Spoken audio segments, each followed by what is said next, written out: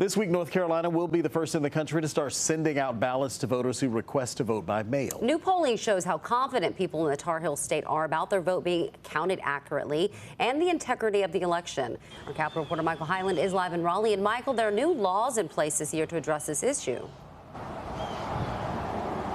Right. While a large majority of voters say they do have confidence in the integrity of elections here in North Carolina, there is a sharp difference between Democrats and Republicans.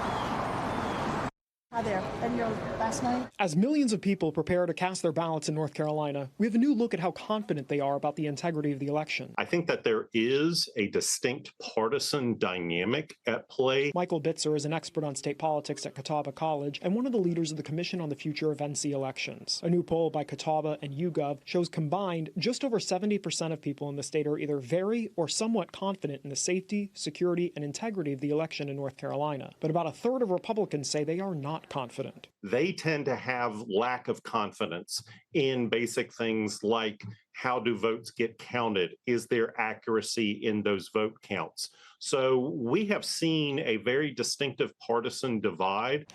The first ballots will go to voters Friday who've requested to vote by mail. While most voters say they're confident mail-in voting is a secure way to cast a ballot, 19% say they're not too confident, and 17% say they're not confident at all. Against the objections of Democrats, Republicans in the legislature moved up the deadline for mail-in ballots to Election Day. People who vote by mail also have to include a copy of their photo ID. Bitzer's group has traveled the state trying to better inform people about how elections work in North Carolina and dispel myths. So it is an uphill battle for folks to fight against the misinformation and disinformation that is very prevalent out there.